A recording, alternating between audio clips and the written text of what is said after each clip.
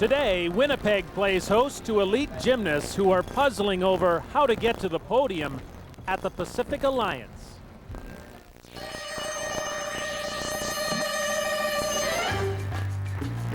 Their mission, and they choose to accept it, is to conquer gymnastics' new code, the rules and regulations which chart the road to success in each event.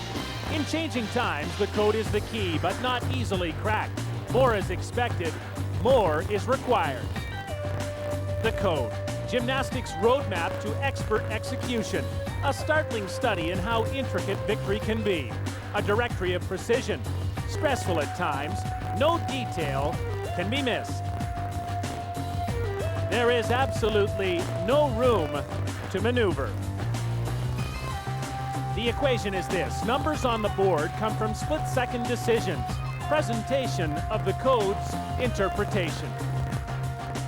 To wear the medal, you have to know the rules and pay the ultimate price to learn gymnastics' tricky dialect. To be the best, you must devour the book and then translate the code into action.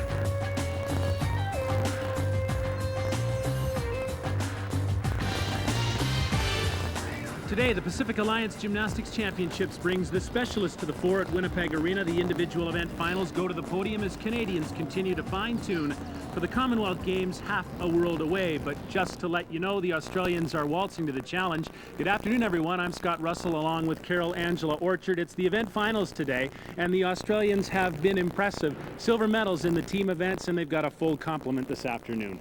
Definitely a team on the rise. They are so determined to qualify full teams, a men's team and a women's team for Sydney 2000. They're on the right track. Let's talk in particular about Andrei Kratsov, Russian-born but now competes for Australia, the all-around champion for the men, and he's qualified in 5 of 6. He's a very interesting athlete. He's not like some of the guys we're going to see out there today that love to live on the edge. He's very controlled, very calculating. His approach works for him. How about the people who are going to challenge him? Okay, don't expect the Americans or the Chinese to go home empty-handed. Superb athletes. But remember, this is a day about event specialists, and Thailand has some specialists that are going to amaze you. The Canadian women merit our attention. They've had strong performances already, and they are represented in 3 of 4 events. It is wonderful to see 3 Canadians in 3 different event finals. So that's proof positive that the program is working, it's building.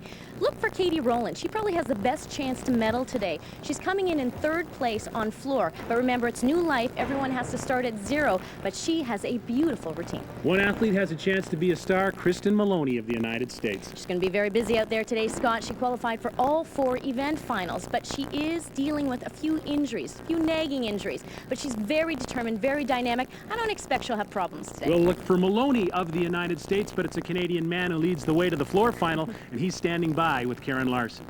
You're right about that, Scott. Gatineau's Sebastian Forte did qualify first on the men's floor exercise. Sebastian, maybe a bit of surprise given that this is only your 2nd international competition. A little bit, but I've always done well in Canada, so.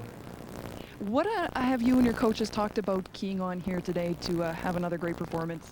Just doing the same thing we've been doing at the other competition, being consistent, doing the best I can. Well, best of luck here today, Sebastian. We'll be watching for you. Scott, back to you. Thanks, Karen. This weekend is busy on CBC. Rowing from Lucerne, Switzerland follows us. Then at 5 Eastern, 2 Pacific, it's the Jays at Fenway to face the Red Sox. Tomorrow, the US 500 on Molson Canadian Race Night. Check your local listings there. And Golf Skins game is from PEI Monday and Tuesday across the network to the men's floor exercise event final. And this is the expressive 16-year-old Jing'ahui of China. Expressive is right. He has had a great time all week, smiling at everybody and doing huge tricks just like that. Starts with a double layout. Of course, he will be deducted for that slight step. What is impressive about Jing'ahui is the huge difficulty he's throwing on every event. Impressed in the individual all-around competition, finishing 2nd to Andrei Kratsov of Australia. And you can see right now, he's going to do extremely well in pommel horse finals today. Showing it off, warming it up now on floor exercise. For a young athlete, he's very well-rounded, extremely strong, very flexible. And although he has a lot of fun out there, he's extremely confident and quite determined to succeed. Nice, innovative side salto. He actually meets all the requirements, Scott, and then exceeds them, and that's what impresses the judges. This is a full 10-point start value. Excellent finish. Just a slight hop at the end of that final line, but 16-year-old Jing Aoi of China has impressed with a great floor exercise here. Definitely, and he is just so young. Can you imagine him a year from now at the World Championships in China?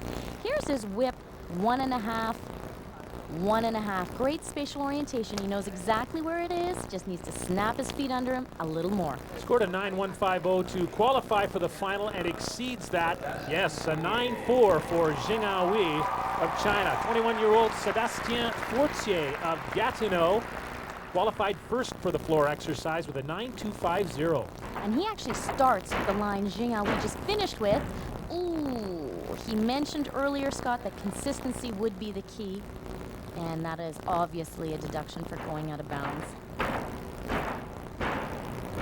Back on track, Sebastien's floor routine is interesting in that he uses the code of points extremely well. He's cracked the code and knows how to get those valuable bonus points with good pommel horse work.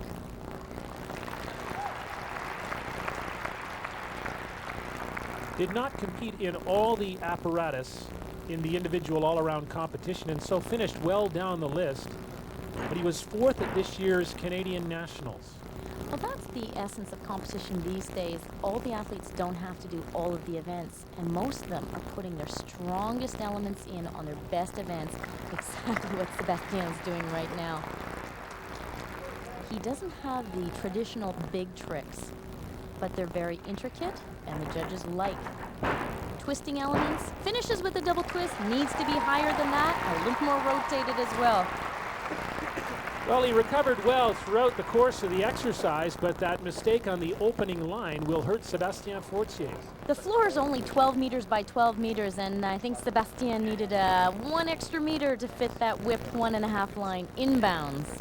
Clearly out of bounds, and there's the result, an 8.5 for Fortier of Canada. Chris Burley, the top Canadian in men's individual all-around, he was 9th and hoping for better things as the Commonwealth Games approach. The new code of points is a real difficult animal to tackle, and it takes a lot of wear and tear on your body. And I think if we can master that and get a little bit stronger, and we can get our psychology, as Yegor says, our psychology ready, then we'll be all set to defend our title in Commonwealth. Chris talking about Yegor Kolesnikov, who is one of the national team coaches, also his personal coach. They train in Hanwell, New Brunswick. And psychology will be the name of the game for Chris today. He was disappointed with his day 1 of competition, and he looks very solid right now. Obviously, this is Chris's best event. And with 2 sore ankles, he's actually tackling the code of points the best that he can right now. He's capable of more on this event, but he is getting over an injury to both ankles. Got a great history on the floor exercise, had a terrific routine in '94 in Victoria at the Commonwealth Games to help Canada win the team gold medal, and then was 9th at the World Championships in 1992 in Paris, France. Oh, he's got everything that is required to win a medal. Right there, showing his active and passive flexibility.